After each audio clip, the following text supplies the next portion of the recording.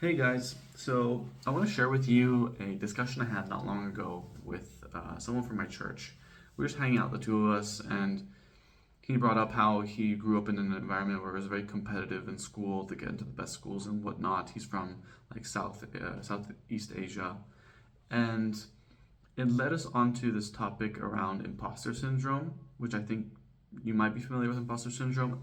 Essentially, if you're not, it just means that, like, I have imposter syndrome, I would say that, and I'm afraid of being found out that I don't actually know what I've claimed to know or what I supposedly should know. Like, that maybe I have a degree and I don't actually have the abilities to back up that accomplishment, so that I would turn out to be a fraud.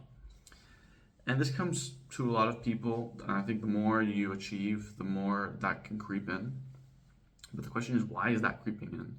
And we're talking about this and sort of realized or understood maybe a bit better that the reason this comes up is because we are placing all of our value, like we're deciding that our value comes from what other people think of us, right? Because if we're afraid of being found out, of being a fraud, so other people would think poorly of us. And not only that, but that somehow, and this is more a personal thing, that our value comes from our intellectual abilities in terms of, especially with the maths and sciences, natural sciences.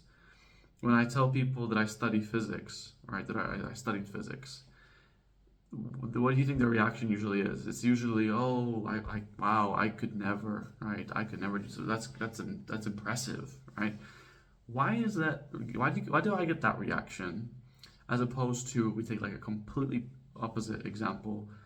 Someone asks a lady what she does, and she says, "Yeah, I stay at home. I take care of my children. I take care of the house." And the reaction might be something more like, "Oh, like, that's nice. Like, that's great." It's not a whoa. Like, I could never do that, because you know what? I don't know if I could do that. I have a degree in physics. I don't think that translates very well to taking care of children, right? And I want to hopefully one day have children of my own and learn that, but it's just crazy to me how we place that value on this natural sciences and that sort of the ability to which you can understand those things, concepts and whatnot.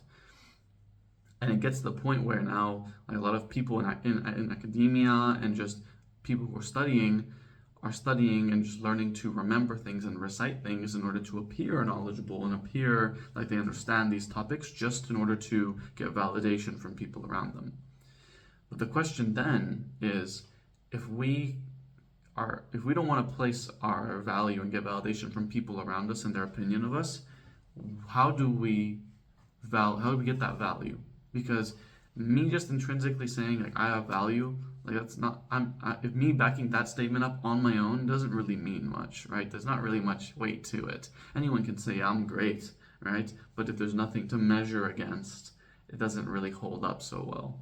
So the question is, where do you get that value from? How do you know that you're valuable as a person, besides the fact that you might have a degree, besides the fact that you might have a job that helps people in whatever way, right? You take that all away, where does the value come from, just as a human?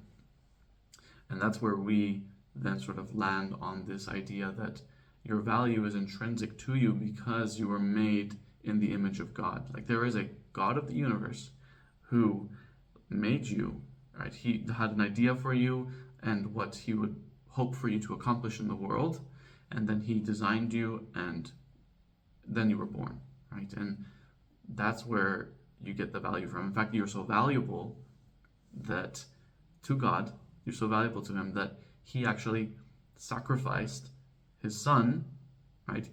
His son died so that God, would be able to enter a relationship with you, a two-sided relationship where you obviously have to decide to engage in it.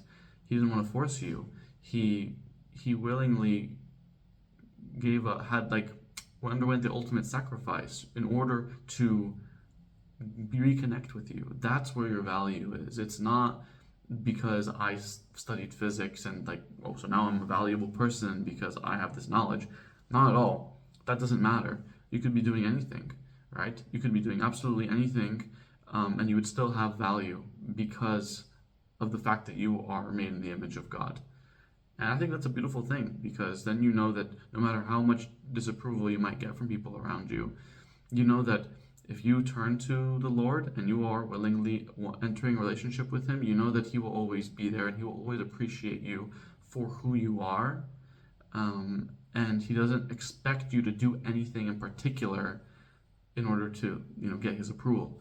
You already have His approval as soon as you turn to Him for guidance and for forgiveness.